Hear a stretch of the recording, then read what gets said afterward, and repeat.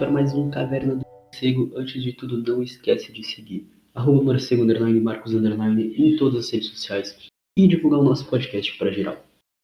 O episódio de hoje é uma continuação do episódio com o Mocinho, onde a gente estava falando sobre meio ambiente e capitalismo.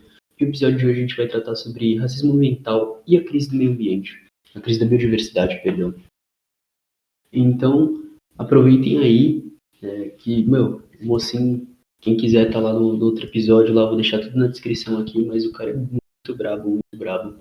Espero que vocês curtam. E é isso, segue aí.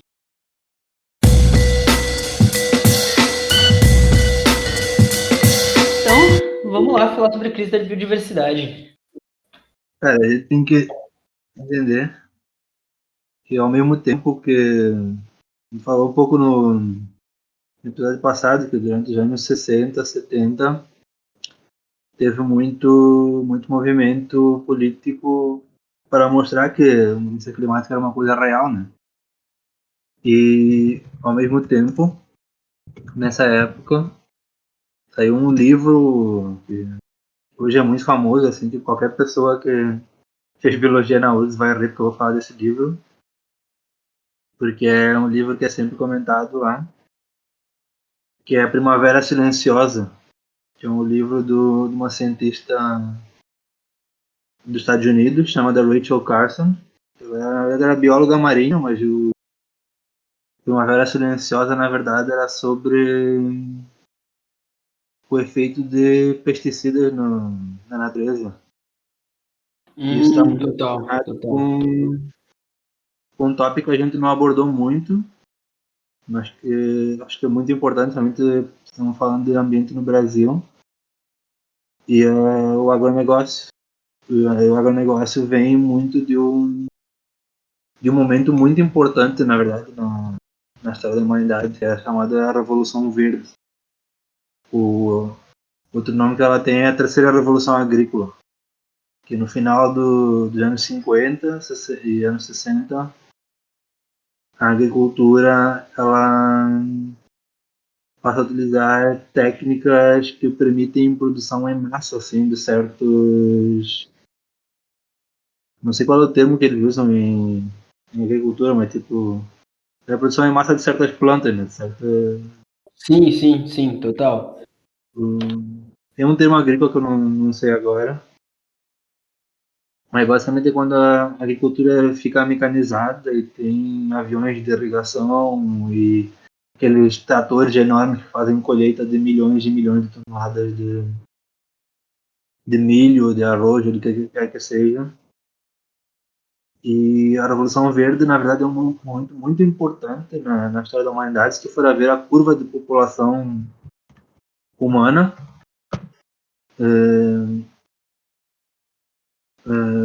tem uma curva de crescimento que é incrível, porque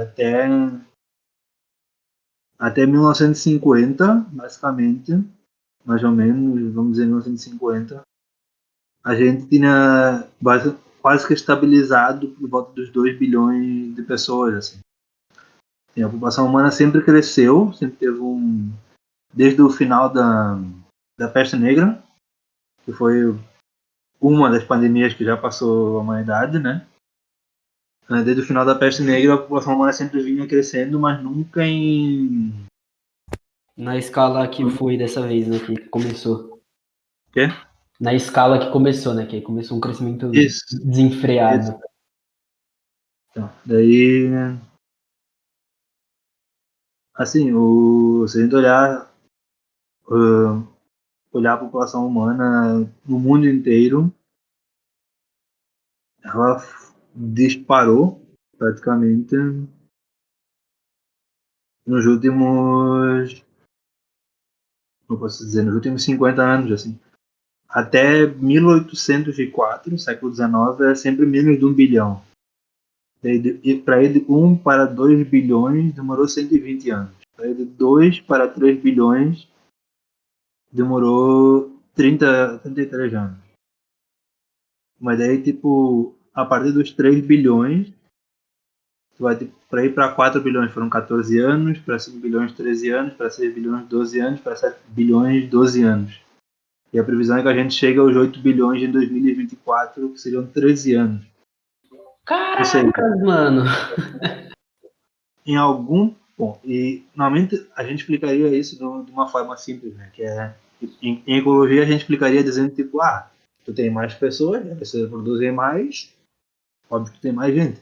Mas então, Sim, se fosse isso, se fosse uma curva exponencial, continuaria diminuindo. A gente chegou num ponto em que ela aumenta de 12 em 12 anos, basicamente, em caracas, média. entendi. É 1 bilhão a cada 12 anos. Então, tem alguns outros fatores que estão impedindo que chegue num nível exponencial. E a Entendi. gente precisa entender por que a população humana não está, sei lá, em 24 bilhões agora. Está só em 7. Entendi, total. Então, a verdade é que a gente precisa pensar, primeiro, é lembrar sempre que, como a gente falou no episódio passado, as condições de vida não são as mesmas pelo mundo afora. Sim, E então isso se reflete muito também na esperança de vida. Uma pessoa que vive a vida inteira na Europa, normalmente se espera que ela viva mais de 80 anos. Se entendi. vive no Brasil, vai viver mais ou menos 70 e tantos.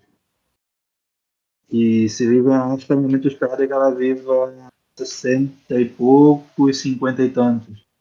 No pior dos casos, como na Somália, menos de 55 anos. Caracas, mano. Mas não é só isso. A verdade é que a expectativa de vida em África tem vindo a aumentar nos últimos anos. Por diversos Entendi. motivos. Eu não te diria que as pessoas estão a viver melhor, não necessariamente, mas muitas vezes existe um pouco de medicina melhor e questões de mais alimentação, etc. Sim, total. Mas, assim, no geral, o... A existe, condição de vida não tá acompanhando. existe muita gente, mas se tu for a ver o mapa de fertilidade, que analisa quantas pessoas um casal normalmente tem por país, quantos filhos um casal tem normalmente por país, tu vê que a África tem países em que um casal normal, por exemplo, voltando de novo à Somália, que é o país com a expectativa de vida mais baixa, na Somália um casal normal tem 7 filhos. No Brasil, o normal é um casal ter por volta de 1,7 filhos, um pouco menos de 2. Então, e na Europa, tu vai ver os países que têm fertilidade menor, que são a Itália e a Espanha, muitas vezes um casal tem menos de um filho. Então, às vezes as pessoas casam sem sequer ter filhos. Entende? E isso é importante notar, porque quer dizer que a tendência populacional na Europa é de diminuição, porque há menos pessoas fazendo filhos do que morrendo. Enquanto que na África a tendência é uma tendência de explosão populacional. E a gente vai entrar então em a mescla de 3 crises agora. E uma delas a gente chama de crise, mas eu acho que é uma hipocrisia chamar de crise. Mas vamos chamar de 3 crises, que é a crise da biodiversidade, a crise climática que a gente começou a falar antes, e a crise de migração. Então o que acontece? Quanto mais humanos tu tem no mundo, e com a Revolução Verde, que permitiu incríveis produções de alimento que nunca antes vista e que isso permite alimentar cada vez mais pessoas. Isso é um dos grandes mitos do capitalismo, gosta de puxar para a gente, que não existe comida suficiente para as pessoas no mundo. Isso é mentira, existe, na verdade, comida de sobra no mundo hoje.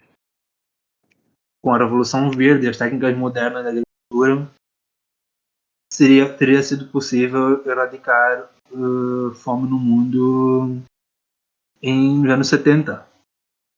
E a gente tem fome até hoje, então isso não é uma questão de falta de alimento. É uma questão do próprio sistema que não permite. Não só isso, mas a Revolução Verde parece uma coisa ótima, assim, permite pessoas poderem ter comida para todo mundo, ela criou dois grandes problemas. Ela criou mais desmatamento, porque quero produzir mais, e mais, e mais. E muito do desmatamento é para produzir plantas que vão ser utilizadas para alimentar animais, para depois nós comermos animais, que eu, como vegetariano, vejo como algo totalmente... não é algo muito fazível, porque aumentamos cada vez mais a produção animal.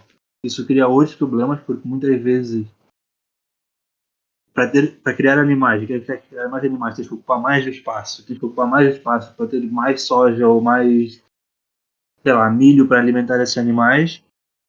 Então, cada vez mais a humanidade como espécie ocupa cada vez mais espaço na Terra, espaço que não necessita necessariamente. E depois é que esse espaço é muitas vezes ocupado por poucas pessoas. É uma pessoa que tem, ou uma empresa que tem ali milhões de hectares para plantação de soja. Então, Entendi, mano, total. isso cria desigualdade, isso cria aumento de densidade populacional, porque todos nós outros que não temos hectares e hectares de terra, tipo, eu não tenho 1 hectare de terra, minha família, tipo, meus pais não tem nenhuma casa tipo, deles, a gente sempre viveu aí de aluguel. E muita gente sempre viveu de aluguel, só tem uma terrazinha que é 1, 2, 3, tipo, um espaço que não chega a 100 hectares. E enquanto tem gente que tem milhões de hectares, isso cria densidade populacional porque nós todos temos que viver cada vez mais. Literalmente nós vivemos uns em cima dos outros, nós vivemos num prédio. Sim, sim, total, total. Então é importante ter essa, não sei, vamos dizer, noção de que cada vez mais o mundo se encaminha para uma revolução mesmo, porque em algum momento as pessoas vão dizer que isso aqui não é viável uma pessoa ocupar tanto espaço. Mesmo olha uma mansão, tipo, não é viável uma mansão existir. O que acontece muito aqui no. Que tá, principalmente esse ano, né, com o presidente que a gente tem e tudo, é, por exemplo, o LCP, que é um movimento justamente de pessoas que estão atrás de terra para produzir, eles estão invadindo terra e tá, tipo, então realmente tá rolando uma treta já entre esses grupos e os grupos armados do exército e grupos de proprietários de defensores de terra. O povo tá começando a se tocar. Isso é algo que eu me lembro, assim, tipo, a minha irmã, ela vive em Portugal e trabalhou numa empresa imobiliária. E é uma empresa imobiliária que o chefe era britânico. E em Portugal eles têm uma lei que, tipo, se tu faz uma ocupação de um prédio vazio, tu não pode ser expulso de qualquer maneira. Tu tem direito mesmo sendo alguém que está fazendo uma ocupação. E isso é importante entender isso, porque se as pessoas estão ocupando prédios vazios, tipo, mais que a imobiliária, tipo, queira fazer dinheiro com isso, tem gente que não tem espaço onde viver e ocupa aquilo. Eu lembro que a história que a minha irmã contava é que imitava o britânico, né? Falando tipo. Eu vou falar em inglês porque é mais engraçado. Depois fala tipo ofendido porque. The squatters have rights! They have rights! They can't have rights! E a ofensa para ele, como imobiliário, é que as pessoas que ocuparam aquele prédio, que seria um pouco o que o MST também faz com a terra no Brasil, né? Tinham direitos, tipo, não podiam ser expulsos de qualquer maneira, não podiam só chamar a polícia e expulsar eles. Isso é, Total, mano, entendi. isso é importante para entender um pouco como é que funciona a cultura, tipo, da maior parte das pessoas e na maior parte dos países, que é a propriedade privada é muito mais importante do que a vida das pessoas. E isso cria a crise de biodiversidade, cria a crise de imigração e cria a crise climática. Por quê? Porque nós estamos tão preocupados em proteger aquele espaço privado que muitas vezes nem está sendo utilizado, porque que não tinha utilidade nenhuma até chegar ali alguém para aquilo e dar uma utilidade para aquilo.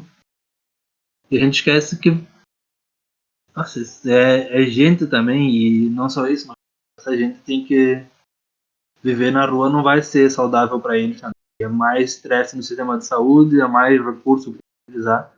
Isso é algo muito, outro ponto muito importante que a gente sempre esquece, que muita gente esquece ou nem sabe, que a maior parte dos medicamentos que a gente utiliza derivam de plantas selvagens. Isso é o grande valor da Amazônia. A gente percebe tipo, numa perspectiva muito utilitarista, e a gente fala tipo, do grande valor da Amazônia para a humanidade. A Amazônia tem milhões de remédios que podem ser descobertos, poderiam curar doenças como AIDS ou ajudar tipo, a encontrar uma cura para o câncer, algo assim. E tu deixa todo esse potencial. Isso é uma perspectiva super utilitarista que eu não gosto nada, mas é importante que às vezes tu precisa conversar na língua dos utilitaristas. E quando tu fala com eles é isso, tem que mostrar que tipo, é importante para a humanidade isso. Não pensando no jeito de fazer dinheiro com remédio, como a maior parte das pessoas pensam em usar remédio para fazer dinheiro. Tipo, quem produz remédio na maior parte das vezes produz porque quer fazer algum dinheiro com aquele remédio. E essa é também a corrida para a vacina do corona também, isso aqui. Corrida para poder vender aquela vacina para todo mundo, porque todo mundo quer. E então nós temos muito isso assim, nós não valorizamos a natureza de nenhuma maneira. E muitas vezes esquecemos do valor da. Eu sempre fui um bicho do mato, assim, vamos dizer assim. Eu fui bem pessoa que preferia estar no espaço aberto, com poucas pessoas, de muitas árvores, etc. Mas a real é que tipo, a maior parte das pessoas não gosta disso, não gosta de ter que lidar com mosquito, não gosta de ter que lidar com calor, tem que pôr protetor solar, tem um monte de incômodo em estar tá na natureza tipo, para as pessoas. Tipo, é muito confortável estar em casa. Mas isso cria muito problema. Tipo, e relacionando um pouco com as mudanças climáticas, é aquilo. A gente falou que tu precisa desmatar para construir uma fábrica. Mas quando tu desmatou, acho que a gente esquece um pouco isso. A gente matou toda uma floresta. Por quê?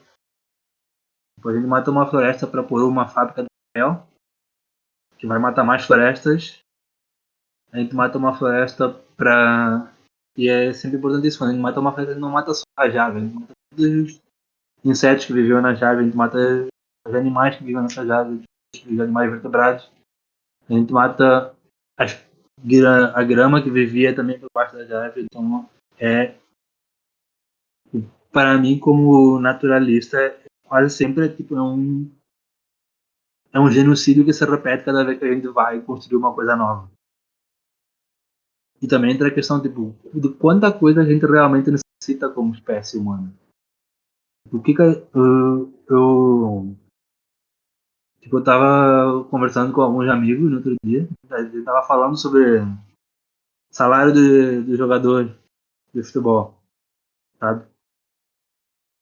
Daí eu fiz um cálculo assim um dia, pensando, nossa, se eu recebesse o salário de um jogador de futebol não muito bom, futebol tipo, do time do Brasileirão de meio de tabela, assim, que nem joga todo dia. Durante quantos anos eu precisaria trabalhar como isso para ter um salário para a vida, para poder sobreviver a minha vida inteira com o meu estilo de vida atual? Cara, assim, sem exagero, se eu ficasse meio ano, nem um ano, meio ano trabalhando como jogador de futebol no Brasileirão, num time não muito bom, eu teria dinheiro para minha vida inteira. Tipo, pro estilo de vida que eu tenho hoje. Caracas, mano. Tipo, calculando assim, tipo, pensando, vou ficar solteiro, não vou ter filho, etc.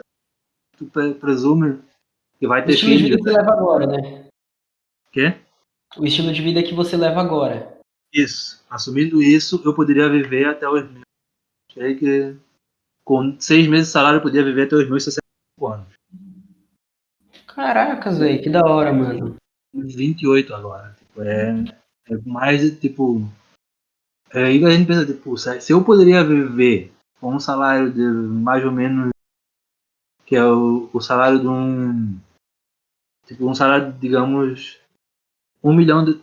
Eu acho que era com US$ 1 milhão que eu calculei. Com US$ 1 milhão eu poderia viver por mais de 40 anos, sem exagero. Isso é muita coisa, velho. Tipo, é muita coisa, tipo, muito tempo, né? Só pra esse dinheiro.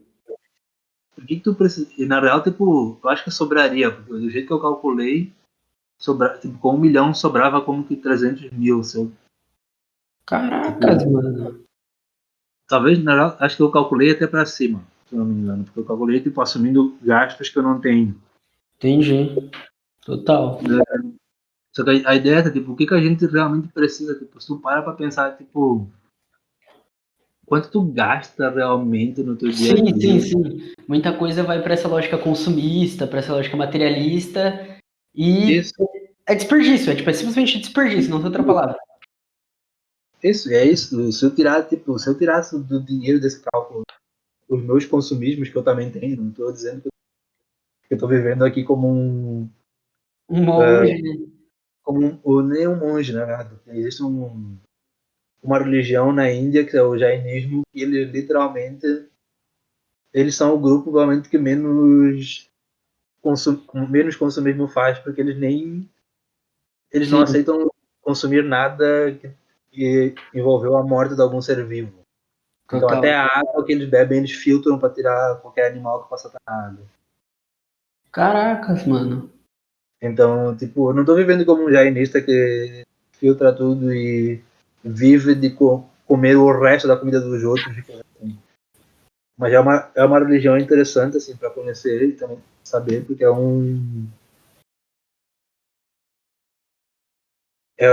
ideia é que tu encontra teu estado divino pela liberação de todo o consumismo no mundo. É exatamente o oposto da religião moderna. A religião moderna é o consumismo. Sim, Não, total. Total. então, assim, em termos de filosofia indiana, das filosofias. Porque assim, eles abandonam todos os mantras assim, que a gente tem na vida, incluindo o sexo. Eu não vou transar, não vou matar nada, não vou fazer mal a ninguém. Vou comer só restos, tipo, comer o que os outros já comeram em sua. Porque a ideia. Cara, tem sempre um egoísmo, como em qualquer religião, sempre, de qualquer religião tem um egoísmo. A ideia é que na morte eu vou ser elevado para fora do ciclo do ciclo eterno que a gente vive seguindo a cosmologia hindu. Mas enfim, isso é só para ter uma ideia assim de que ninguém, tipo, na maior parte das pessoas, tipo, ninguém vive assim, todos nós temos nossos consumismos, nossas hipocrisias, mas a maior parte das pessoas que vive, pessoas, entre aspas, normais, nós vivemos com muito pouco. Então, a crise da biodiversidade só existe porque existem umas, sei lá, 1% da população que é horrivelmente tipo, é consumista a um nível absurdo. Precisa de um Lamborghini, de um Ferrari, de uma mansão. E tudo isso são recursos, e mais recursos, e mais recursos. É isso, mano. Visão demais, velho. Visão demais. Daí, daí eu queria mudar um pouco o ponto para passar para um pouco o histórico do movimento ambientalista, que é muito pouco se fala. E mesmo quando se fala, é sempre um pouco não diria por panos baixos, mas é sempre alguma pergunta, tá, e o que aconteceu depois? É assim, existe Perfeito. o movimento de justiça ambiental, e toda a ideia da justiça ambiental ela é baseada no racismo ambiental. E aqui é onde eu vou entrar muito profundo no racismo ambiental, porque o, o movimento, a gente sempre se fala muito do movimento dos anos 60 nos Estados Unidos para os direitos civis dos negros. Incluiu o direito ao voto, direito a final da segregação, poder ir às mesmas escolas que as outras crianças brancas, etc. E é importante a gente entender que uma parte desse movimento dos direitos civis também era, cara, vocês deixam todo o lixo conosco. Isso era uma grande queixa do povo negro dos Estados Unidos. E assim, existem muitas fábricas, muita coisa nos Estados Unidos, e tu vê assim, até hoje tu vê isso, tu vê que uma grande parte do lixo gerado pelas fábricas norte-americanas, quando fala de lixo industrial, vai parar em povoados negros, tradicionalmente negros. A maior parte dos problemas ambientais que afetam os Estados Unidos, por exemplo, se lembrar do furacão Katrina em Nova Orleans, tipo, os bairros brancos não foram tão afetados. Por que os bairros negros foram tão afetados se era a mesma cidade? Por que as condições de vida e é isso que é a grande pergunta do racismo ambiental. E o racismo ambiental surge como um movimento do povo negro dos Estados Unidos e depois se espalha pela América Latina como um movimento dos quilombolas e dos indígenas. Sendo tipo, por que vocês vêm aqui e põem as vossas minas aqui e todo o lixo da mina vai para o povo indígena, vai para o pombo? Por que o desmatamento acontece na nossa terra e esse desmatamento depois não, nós tínhamos ali lugares sagrados do povo indígena que é ignorado e é desmatado, tipo, perderam um lugar sagrado, tipo, tu imagina o que aconteceria se chegasse uma empresa dos Estados Unidos e demolisse uma igreja em São Paulo, o escândalo que seria. E é tipo, Total. e é isso que é a base do movimento do racismo ambiental. E é muito, para mim, preocupante, porque o movimento do racismo ambiental surge como um movimento latino-americano e afro-americano, que hoje em dia a maior parte das grandes figuras de justiça ambiental são pessoas brancas europeias. Quando tu vai falar sobre os grandes cientistas de justiça ambiental, são cientistas europeus brancos. Isso é muito, muito preocupante. Total. Porque a gente raramente fala, eles, quando isso é nas minhas aulas, eu vejo isso, eles quando nos dão aula sempre falam de do movimento civil, do movimento do direito civil, dos afro-americanos, depois na América Latina. Daí fica tipo, e onde é que tá esse pessoal agora? Por que ninguém fala da contribuição do Malcolm X ambiental? Por que ninguém fala da contribuição do Martin para isso? Tipo, como eu posso dizer? É no mínimo preocupante que a academia faça isso, e também porque, como esse movimento foi cooptado por universidades e acadêmicos europeus, muita coisa que hoje, tipo, que também é racismo ambiental, fica muito esquecido ou passa desapercebido. Isso é o que acontece, tipo, porque que a gente falou antes, os computadores, o lixo eletrônico todo vai para. Por que os africanos têm que ficar com todo aquele lixo eletrônico com substâncias tóxicas que quando queima pode te intoxicar e matar uma pessoa, uma criança? Por que os países africanos de hoje são os que sofrem mais com o efeito das mudanças climáticas? Tipo, ano passado, eu trabalhei em Moçambique e ano passado a gente sofreu 2 ciclones enormes. Assim, um deles deixou o pessoal de uma reserva natural isolado do resto do mundo por 2 semanas. A gente não sabia se o pessoal estava vivo. E uma cidade inteira praticamente foi destruída por uma cidade de meio milhão de habitantes, quase inteira foi destruída por um ciclone. E você, tipo, como é que uma cidade inteira, quase toda ela destruída, como é que ninguém, tipo, nem as pessoas de classe média têm respaldo, têm segurança suficiente para ser defendido?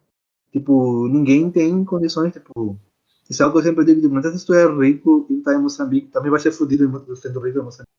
Porque quando o ciclone vier, ele vai te foder mesmo. Que doideira, velho. Então isso é muito a questão do que é o racismo ambiental, quando a gente fala, tipo,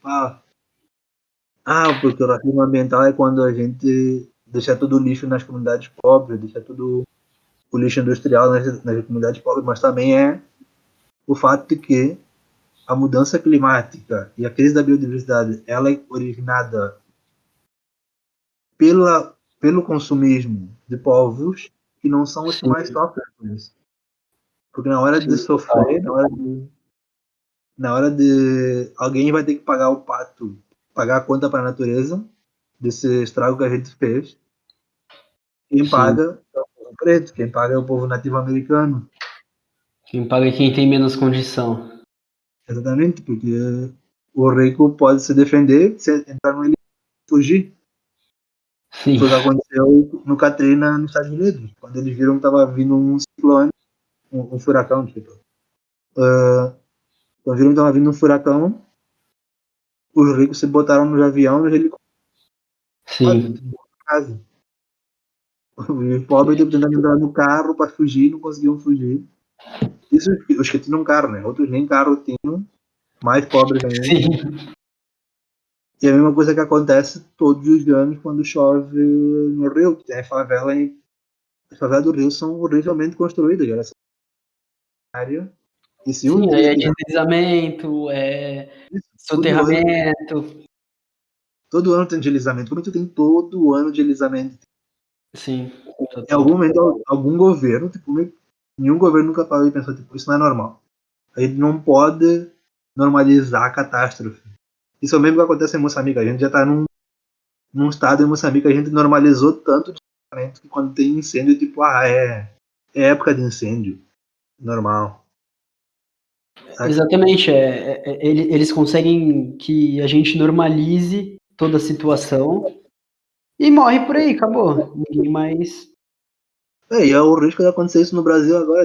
Tem um monte de queimada e, tipo, se essa queimada se repete no próximo ano, na mesma época, vai começar a vir Todo um mundo vai pessoal. olhar e falar, é normal. Vai começar a vir um pessoal dizer, tipo, não, queimou também ano passado, vai voltar, não sei o quê. E, tipo, tá, tudo bem. Existem algumas plantas que realmente vivem de ciclo de fogo, mas a verdade é que não é tão comum assim. E não são tantas plantas assim. Total. E tu deveria estar esperando algo diferente.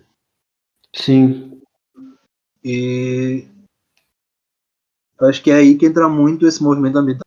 Começa com aquele livro, não começa com o livro, mas tipo, o livro é um ponto inicial bom, da Rachel Carson, e vai, além do livro dela, vai para o movimento dos direitos civis nos Estados Unidos, vai para o movimento dos povos indígenas na América Latina, vai para o movimento dos quilombolas na América Latina, e depois também para o movimento anticolonialista do pensamento de África.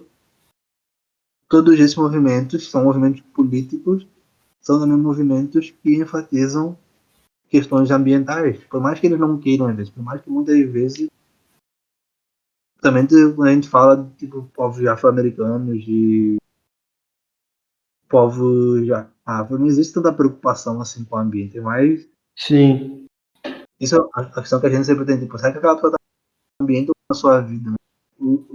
A gente deveria desligar um pouco disso e pensar um pouco, talvez aquela pessoa está na vida porque ela sabe como viver com a natureza. E acho que seria o meu ponto principal, assim, sempre que eu falo sobre qual é a origem da crise da biodiversidade. A crise da biodiversidade, porque em algum ponto, e eu não acredito que a gente sempre foi assim como espécie, mas em algum total. ponto da humanidade, a gente perdeu a capacidade de viver com a natureza. Sim, E, saiu do controle, né? Toda esse, e aí entra entre uma aspas, coisa tipo, equilíbrio.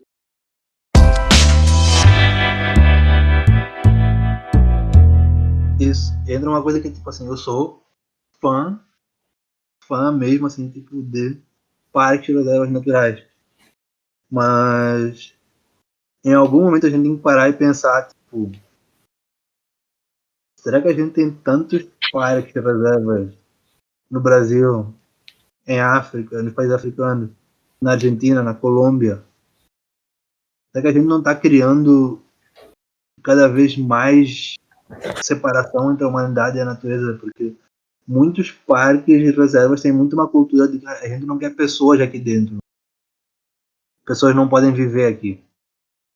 E isso inclui muitas vezes os povos indígenas, isso inclui muitas vezes os povos tradicionais africanos, que sempre viveram ali. E de novo uma espécie de racismo ambiental. De novo, aquelas pessoas sempre viveram ali, aquela natureza sempre esteve ali, e elas sempre souberam conviver com aquele espaço. Agora eu vou ter que ficar. Agora você me colocou numa situação de pensar mesmo. Porque tá rolando uma discussão aqui no Brasil, principalmente por causa das queimadas, e se no Mato Grosso do Sul, se eu não me engano, num parque lá, se os grupos indígenas podem ficar lá ou não. Cara, isso é um debate, para mim, antigo. Tipo, desde que eu estava na faculdade, aí no Brasil já é debate. E a minha posição sempre foi a mesma e não mudou até hoje. Que, cara, se o povo sempre viveu ali, eles que fiquem ali. Sim, Tipo, não é. justo, total. E ainda mais, principalmente, quando a gente fala de povos indígenas, que por vários motivos não são integrados na sociedade. E, então, eles não vivem da mesma forma que a gente. Eu sou integrado na sociedade ocidental. Eu cresci, estudei numa escola de ensino ocidental, escola de ensino moçambicano, mas era um ensino ocidental. Estudei numa faculdade ocidental, brasileira, mais ocidental. Saca? Tipo, os povos indígenas não são integrados nesse sistema, muitas vezes. São escanteados. Daí tu quer, Exatamente, exatamente. daí tu quer ir ali e dizer, tipo, pessoal, vaza. Sem saber para onde eles vão ir. De novo, é mais uma questão de espaço, de novo. Mais de um problema de espaço. E a gente nunca pensa muito nisso. O espaço onde a gente vive. Cada vez mais a gente vive apertado de, tipo, sei lá, a gente vive como sardinha cada vez mais. Sem espaço para realmente ser nós mesmos, porque por causa disso. E contar mais de uma história que é interessante, exatamente sobre como muitas vezes o ocidental não respeita o conhecimento tradicional, que aconteceu na Índia. E é o seguinte, assim, na Índia existia um grupo de pessoas que sempre viveu da produção de leite de vaca. E ele viveu na produção de leite, mas nunca foi uma produção muito forte que dava para exportar ele. Produziam leite, bebiam a sua parte, vendiam um pouco, faziam uma agriculturazinha básica e era isso, sabe? Daí, em algum momento, veio o Banco Mundial com um projeto, pediam trazer, tipo, vacas leiteiras especiais dos Estados Unidos, que eram vacas que realmente produziam muito leite, iam produzir leite para eles exportarem e tipo, deixar aquela comunidade rica. A ideia deles era essa, é que eles se integrassem no capitalismo. De novo, é a mesma coisa, é a mesma merda de sempre, é integrar mais gente no... O enigma do capital do David Harvey, que é o que a gente sempre quer pôr mais gente no capitalismo, é mais crescimento. E sem respeitar nenhum dos conhecimentos tradicionais daquilo, trouxeram vacas que produziam leite em quantidades maciças, trouxeram, em vez de fazer aquela agricultura cobrir as falhas nutricionais, era uma agricultura de revenda, mesma coisa, vamos vender mais. E porque a ideia é sempre, as pessoas não entendem, isso é uma coisa incrível, né? A gente come todo dia e as pessoas não entendem quanto é importante tu conseguir produzir as tua própria comida, porque isso é literalmente ouro, mais do que qualquer outra coisa. A única coisa que eu acho mais importante que tu produzir tua comida é tu ter uma fonte de água potável fora do sistema. Literalmente, tipo, porque tu tem água e comida, tu não precisa de mais nada, na verdade. Todo o resto do dinheiro não é para tu sobreviver, é para tu bem. Então, o que aconteceu? Tipo, obviamente que ninguém pensou que as vacas norte-americanas, primeiro, cara, Estados Unidos e Índia são países radicalmente diferentes ambientalmente. Ecologicamente, ecossistema totalmente diferente, não se adaptaram bem. Segundo, que para produzir tanto leite, então elas deceparam o ecossistema que existia naquela região. E no fim, o que aconteceu? As pessoas ficaram sem as suas vacas mais antigas, magrinhas, que comiam um pouco, produziam um pouco leite, sem as vacas novas, gordas, dos Estados Unidos, porque morreram também, sem leite, sem agricultura e sem sequer as plantinhas que conseguiam. É uma comunidade que já era, entre aspas, vista como pobre, realmente ficou pobre. E é muito essa a lógica do desrespeito pelo movimento tradicional. E é um desrespeito pela humanidade dos outros, quase. E isso é muito.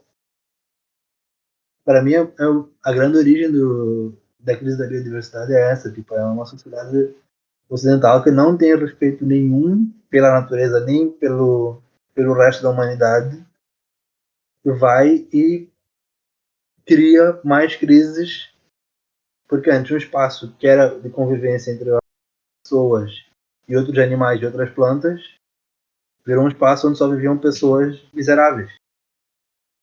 Caracas, mano, complexo. É. E essa visão ocidental, né, que durante toda a história do capitalismo aí vive disso, né? Vive de invasão e de destruir o ecossistema, destruir o ambiente, explorar ao máximo, sugar tudo, né? Eu tô lendo o livro As Veias Abertas da América Latina, que é justamente isso. Aí vai O falar. Galeano é ótimo para mostrar um pouco isso para a parte da América Latina. Exatamente, ele tá sendo meu início de estudo da América Latina, porque aí, nossa, ele abre um leque de questões ambientais e questões culturais e questão de tradição de povos aqui, que você fica abismado com o nível de crueldade do sistema. Sim.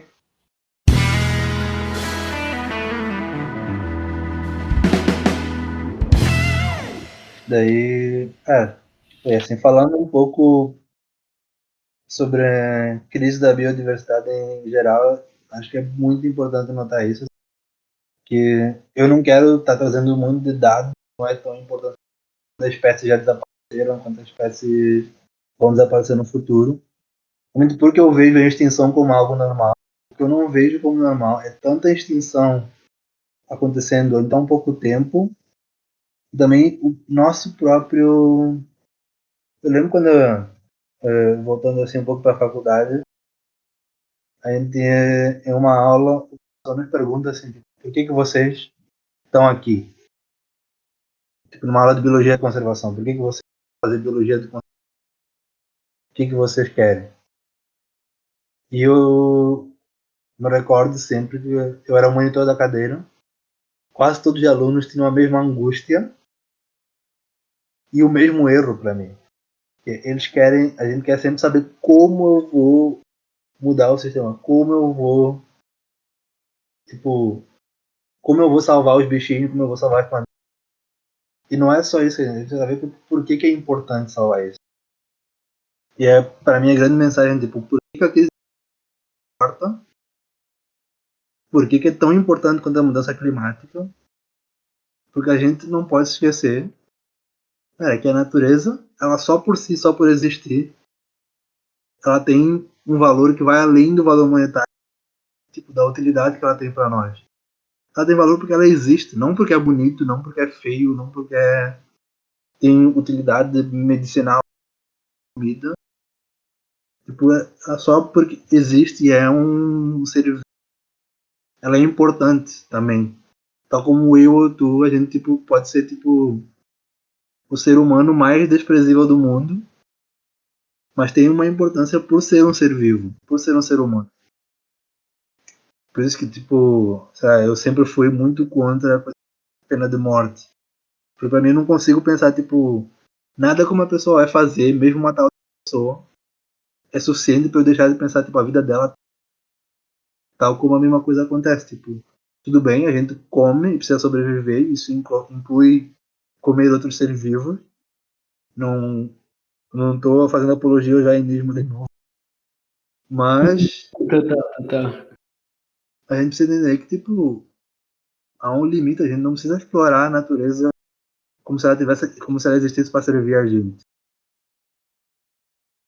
E a gente não precisa, tipo, assumir que tudo que tá ali é porque tem alguma utilidade para a humanidade, né? Utilidade super bonito. Não, tá ali porque tá ali, porque merece estar ali. Tem milhões de anos de evolução ali que importam. E se a natureza perde tudo isso, a natureza perde o rinoceronte, porque as pessoas adoram te falar, tipo, porque o último. Eu adoro ver a progressão do rinoceronte, porque eu acho que eu já li 5 vezes na minha vida uma notícia dizendo que o rinoceronte, sem exagero. Porque antes era o rinoceronte nordeste africano, daí virou o noroeste africano. Daí o. Nossa, tipo, é uma progressão. E é muito interessante primeiro por duas coisas. Primeiro, as pessoas só se comovem. É algo que me preocupa no movimento ambientalista. As pessoas se comovem muito mais facilmente quanto mais próximo aquele animal é da gente. E então, assim, é quase que uma progressão. A gente não tem tanta. Tem muito mais comoção, muito mais preocupação. Quanto maior é um animal, quanto mais próximo.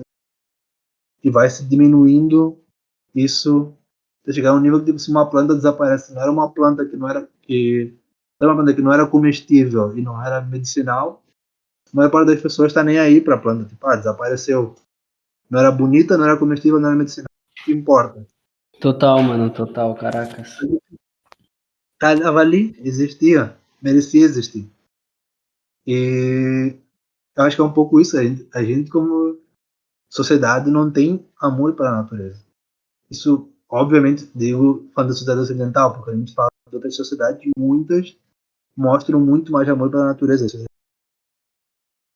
Claro, as sociedades africanas têm milhões e algumas são tão horríveis quanto a sociedade ocidental, em termos de visão da natureza, tal como tem outras sociedades tradicionais africanas que têm milhões que têm uma visão da natureza totalmente diferente do que a gente.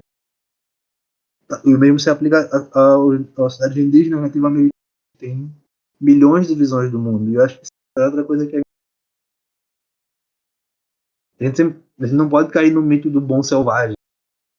É uma coisa importante, tipo, eu odeio o termo selvagem, desculpa por usar, mas só dizer, tipo, não cair no mito.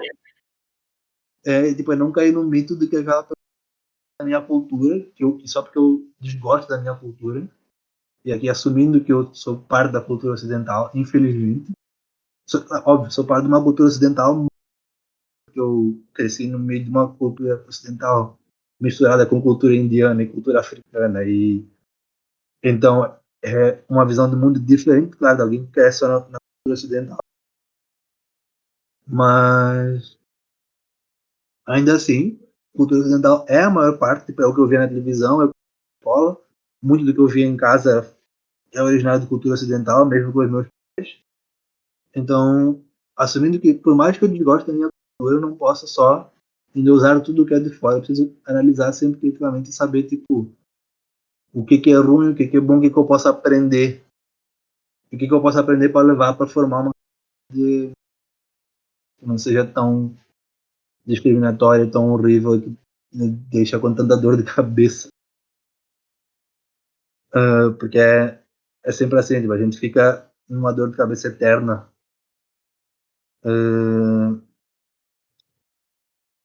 Acho que basicamente é isso, assim, tipo, a gente precisa, no fim a minha mensagem é essa, a gente precisa reconectar como espécie com a natureza, reaprender que a natureza existe com a gente, que a gente faz parte dela, tudo que a gente faz. Não, isso é sempre algo que cria polêmica, quando eu digo que tudo que a gente faz, você vê tipo, um prédio, aqueles de Dubai, uma ilha artificial, sei lá o quê. Tipo, sim, é natural porque foi feito por membros da natureza, por humanos. Se eu acho bonito, se eu acho útil, ou importante, não acho que é negativo. Mas é natural, é parte da natureza. Mas tem que aprender que tudo que a gente faz é para a natureza, tudo que a gente faz, cada extração de recursos, cada mineração, cada fazenda enorme, cada monocultura de soja, monocultura de eucalipto, cada, sei lá, cada nova exploração de petróleo, tudo isso tem consequências. E é, e é isso onde eu acho que na política ambiental mundial ninguém pensa muito. Ninguém pensa muito por que a gente quer um ambiente melhor. A gente quer por motivos egoístas, a gente quer porque eu quero viver. E cara, se tu quer por motivos egoístas, se tu quer para manter tua espécie viva, pode ser que eu quero manter a natureza por motivos egoístas, porque eu quero que os meus filhos tenham onde viver. Tu quer por outro motivo egoísta que sei lá qual é que seja. Tu quer porque tu acha bonito, tu quer manter lugares bonitos.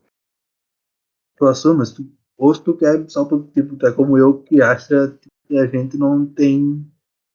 A gente é só mais um pedacinho da natureza que não tem. Assim. Então tudo bem, mas a gente tem que pensar muito, tipo, a gente nunca pensa nos porquês quando a gente faz isso. A gente sempre pensa, tipo, como. Como eu vou fazer isso? Como eu vou fazer aquilo? Como eu vou fazer aquilo? A gente vive. Tem um amigo não, um colega ele dizia, tipo, a gente vive bolado, tá pra buraco. E, tipo, tem uma emergência ali, vamos resolver. E a gente nunca para pra pensar, tipo, por que existe tanta emergência ambiental no Brasil? Por que existe tanta emergência ambiental no mundo? Porque a gente tem que parar aquela barragem, depois parar aquela nova lei idiota que quer fazer. Porque essas pessoas estão. Nunca. Tipo, a gente nunca se esforçou por educar elas, a gente sempre é adversário quase. E isso é um grande problema do movimento ambiental no mundo, para mim. A gente é muito confrontista, sempre quer fazer um confronto. E a gente nunca tenta puxar por uma. Vou finalizar, mas tipo, basicamente por mudar o pensamento das pessoas, mudar. Eu tenho alguma esperança, assim, como tem crianças de 15 anos hoje que fazem protesto pelo ambiente porque querem e admitem que é por um motivo egoísta, porque querem ter um lugar onde viver. Mas pelo menos eles sabem por que querem isso. E, cara, é isso. Tipo, desde que a gente saiba por que a gente quer isso, a gente quer melhorar a sociedade, eu acho que a gente estaria num bom caminho. Só que hoje em dia a maior parte das pessoas foca tanto no como e tá tão desesperado por conseguir chegar em algum lugar que se perde um pouco no seu juízo. E isso é assumindo que tipo, a maior parte das pessoas são boas. Tipo, nem todo mundo, eu sendo maldoso agora, mas tipo, nem todo mundo, a maior parte das pessoas tem um bom coração, pelo menos. Tem uma ideia tipo, do que querem fazer é bom para os outros. Por mais que queiram fazer algo que eu não concordo, pelo menos tentam. Só que é tão complicado porque tanta gente vive nessas. Comprou essas ideias loucas de que tem que crescer, tem que haver crescimento econômico, tipo, o capitalismo é o único sistema que funciona. Porque, o capitalismo vendeu a ideia de que ele funciona. Os Estados Unidos venderam essa ideia para o resto do mundo. Não, nosso sistema capitalista funciona. E a gente precisa, tipo, literalmente fazer as pessoas venderem o capitalismo. Ironicamente, aí, fazer elas descomprarem o capitalismo, comprarem uma ideia de sociedade moderna que seja de algum jeito diferente. Não vou dizer que eu sei exatamente qual, porque ninguém tenta dar resposta sozinho, mas eu diria que pelo menos esse sistema atual não funcionou e nunca funcionou, porque sempre foi baseado em exploração. E aqui no Nota Pessoal é a exploração do meu povo. A exploração das pessoas em África, a exploração das pessoas tipo na Ásia, a exploração de pessoas na América. Tipo, sinto uma conexão com a América por ter vivido aí tanto tempo. E essas são as pessoas que são exploradas. Tipo, daí tu fica, tipo, até as pessoas aqui na Europa são na sua maioria, exploradas para o benefício de uns poucos. Então, quando quando eles dizem que esse sistema funcionou porque eles é que são os engravatados em Zurique, decidindo o destino do mundo.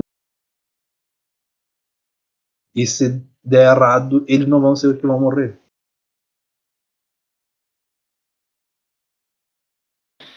Mano, esse final aí ficou. Eu até fiquei quieto, porque assim, você nem colocou pra pensar, mano.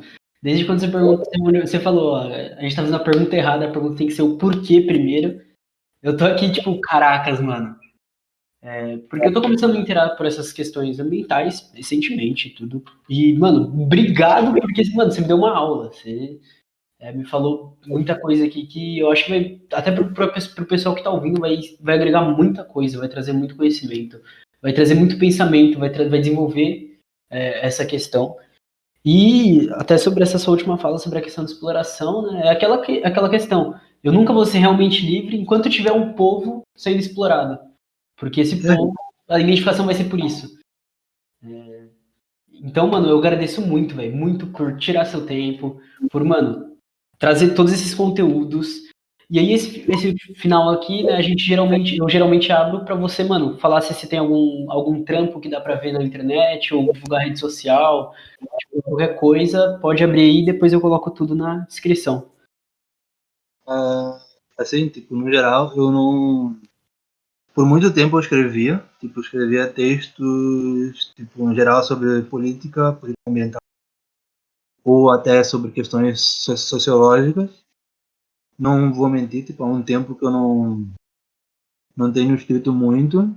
Eu posso compartilhar aqui o link dos meus blogs. Eu fazia um blog no Medium, que eu abandonei, mas tem lá um histórico de textos interessantes. E agora eu faço o mesmo com o blog Stack, que é uma outra plataforma que eu gosto mais por ter um pouco mais de funcionalidade de comunicação com as pessoas que estão lendo. Mas, no geral, tipo assim, eu tenho escrito muito pouco por motivos de, fazendo mestrado, trabalhando, não sei. Não é fácil ainda tirar um tempo para escrever sobre o que eu tô pensando. E, além disso, eu acho que basicamente é isso. Assim, quem quiser me contar, eu posso. Meu e-mail pode ficar na descrição, assim, se quiser conversar mais sobre política ambiental ou sobre só o movimento ambientalista no geral. Isso são assuntos que eu sempre consigo tirar um tempo para conversar com alguém. E basicamente isso, pode deixar aí no Twitter, mas eu só falo merda no Twitter. Então, isso aí. E, bom, é isso, pessoal. Obrigado para quem ouviu até agora. Não esquece de seguir no Twitter. Meu Twitter é @morcego_, Marcos_. Eu vou deixar todas as redes, todas as indicações dele na descrição aqui do podcast. Beijo, beijo, beijo!